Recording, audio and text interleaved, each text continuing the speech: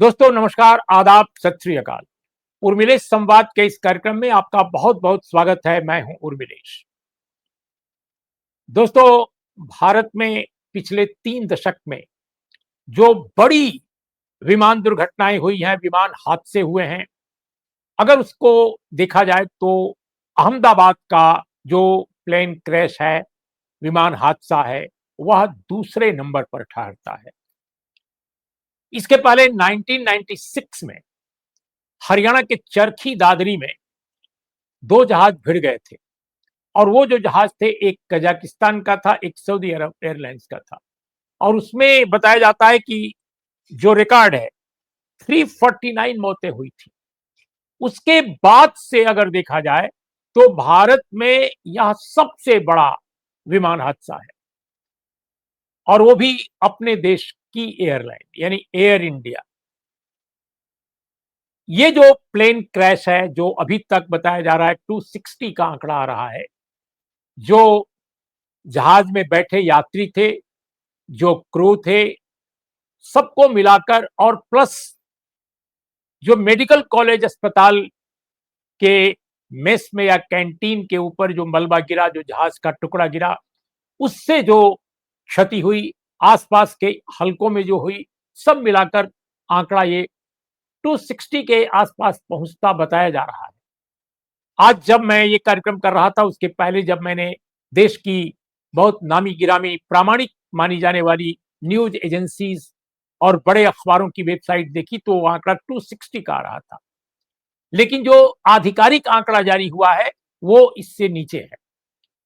बहरहाल, ठोस जो आंकड़े होंगे, आपको कुछ ही घंटे बाद या कल तक सारी चीजें सामने आ जाएंगी। लेकिन ये तो बिल्कुल तय है कि विमान में बैठे हुए 242 जो यात्री थे, उसमें सिर्फ एक विश्वास रमेश, केवल वही बचे, और वो एकमात्र सर्वाइवर हैं इस दुर्घटना के। लेकिन दोस्तों, अगर इस पूरे आंकड़े को देखा जाए और हादसे की तीव्रता को देखा जाए, तो भारत में जो अब तक हादसे हुए हैं, उसमें कुछ एक जो हादसे हैं उसको मैं जरूर गिना दूंगा। एक तो चरखी दादरी, अहमदाबाद का तो नाम सभी आज ले ही रहे हैं। इसके अलावा दोस्तों, पटना में भी सन 2000 में 60 लोगों की डेथ हुई थी। इसके बाद और भी कई हैं। मंगलुरु में जो जो जो जो हादसा हुआ था, उस हादसे में भी 158 लोगों की डेथ हुई थी, और ये मई 2010 में हुआ था। 2020 में कालीकट, जो अब कोझिकोड कहलाता है केरल का, यहां पर 21 लोगों की मौत हुई थी। तो इस तरह से काफी बड़े बड़े हादसे जो 10-15 हैं, वो देश में जो 3 दशक के 4 दशक के बीच में हुए हैं, उसमें अगर देखा जाए तो अहमदाबाद सेकंड नंबर पर है। लेकिन दोस्तों, सभी ये मानते हैं, अभी तक जितने स्पेशलिस्ट जो विभिन्न प्लेन क्रैश हैं उनका अध्ययन करते आ रहे हैं, सिविल एविएशन के जो एक्सपर्ट्स हैं वो मानते हैं, अभी तक जांच अभी पूरी नहीं हुई है।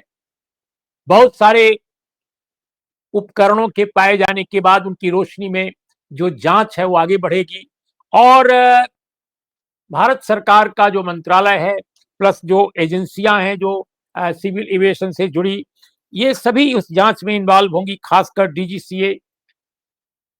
जांच के बाद क्या निकलता है ये प्रामाणिक माना जाएगा। लेकिन जो एक्सपर्ट्स अभी तक हैं वो ये कह रहे हैं कि इस पूरे हादसे में, इस पूरी दुर्घटना में ह्यूमन जो एक एरर यानी मानवीय चूक की जो बात है, वो नहीं लगती है। यानी जो पायलट थे दोनों इस जहाज के, उनकी कोई गलती इसमें नजर नहीं आ रही है प्रथम दृष्टया।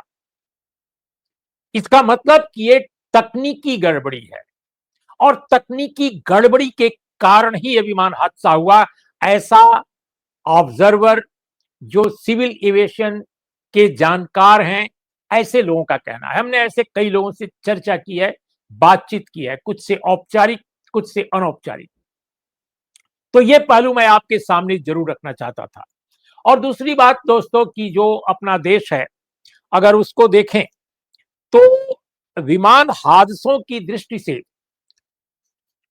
भारत की जो पोजीशन है पूरी दुनिया में, वो उतनी खराब नहीं है।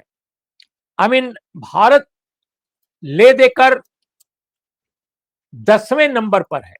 यानी जो पूरी दुनिया में जो विमान हादसे होते हैं, उसमें दरअसल अमेरिका जैसा मुल्क जो दुनिया का सबसे ज्यादा अपने को एडवांस और सबसे ज्यादा समृद्ध, सबसे शक्तिशाली मानता है, सबसे ज्यादा उसके पास रिसर्च है तमाम क्षेत्रों की, बोइंग कंपनी वहीं की है, तो वो नंबर 1 पर है, नंबर 1। और रूस नंबर 2 पर है, वह भी दुनिया का बहुत ताकतवर मुल्क है। तो इसकी वजह शायद ये भी है कि वहां पर विमान यात्राएं, विमान की जो संख्या है विमानों की बहुत ज्यादा है। डोमेस्टिक जो एयरलाइंस का जो वहां पर आई मीन आवाजाही है, वो बहुत बड़े तादाद पर है। जैसे हम अपने देश के अगर पैमाने पर देखें, तो ज्यादातर जो सूबे हमारे हैं वहां पर लोग ट्रेनों से जाते हैं या बसों से जाते हैं, और अब चूंकि हाईवे ठीक थोड़े हुए हैं तो लोग अपनी गाड़ियों से भी जाते हैं। लेकिन अमेरिका में अगर आप देखें तो चूंकि स्टेट्स बहुत दूर दूर तक फैले हुए हैं, उसका भूगोल बहुत विशाल है, भारत के मुकाबले बहुत बड़ा है, तो इसके चलते एयरलाइंस बहुत ज्यादा चलती हैं, बहुत ज्यादा विमान चलते हैं। तो शायद यह भी एक कारण है कि विमान हादसे सबसे अधिक वहां हो रहे हैं। इंडिया जो है 10th पोजीशन पर है। और आपको मैं बताऊं कि ये जो भारत, अगर एशिया की बात करें तो एशिया में इंडोनेशिया जो है सबसे ऊपर है, इंडोनेशिया, और चीन जो है भारत से नीचे है। तो कुल मिलाकर अगर हम देखें तो प्लेन क्रैश के मामले में जो दुनिया के सबसे एडवांस देश हैं वही सबसे आगे हैं। भारत का जो रिकॉर्ड है वो उतना बुरा नहीं है कि हम ये कह दें कि हमारे यहाँ ज्यादा एयर क्रैश हो रहे हैं, ज्यादातर प्लेन क्रैश हो रहे हैं। ऐसी बात नहीं है। हम बहुत सारे क्षेत्रों में बहुत पीछे हैं, लेकिन ऐसा नहीं है कि हम प्लेन क्रैश के मामले में भी बहुत खराब रिकॉर्ड है। हमसे भी बुरा रिकॉर्ड बहुत सारे मुल्कों का है, मसलन कोलंबिया का, ब्राजील का, उनका रिकॉर्ड और भी खराब है, इसमें कोई दो राय नहीं है। जो बहुत सारे छोटे छोटे देश हैं वहां भी दुर्घटनाएं बहुत ज्यादा होती हैं। आपने देखा होगा नेपाल में या बहुत सारी इस तरह के अन्य देशों में अक्सर आप दुर्घटनाओं की बात सुनते हैं, लेकिन उन मुल्कों में जो वायु सेवा है, जो एयरलाइंस है, उनकी संख्या कम है, विमानों की आवाजाही कम है, फ्लाइट्स कम है, इसलिए जो भी हादसे होते हैं वो फिर भी काफी कम होते हैं। तो ये एक मोटा मोटी हम आपको अपने देश में जो सिविल एविएशन की स्थिति है उसके बारे में मैं जानकारी देना चाहता था।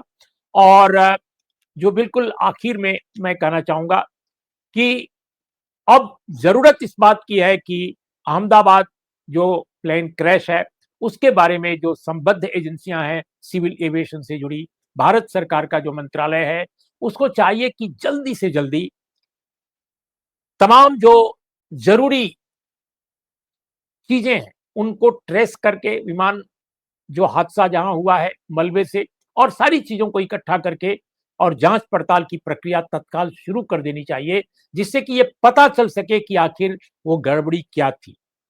अगर ये टेक्निकल गड़बड़ी है तो बोइंग कंपनी को भी इसमें इन्वॉल्व किया जाना चाहिए, उनको बताया जाना चाहिए।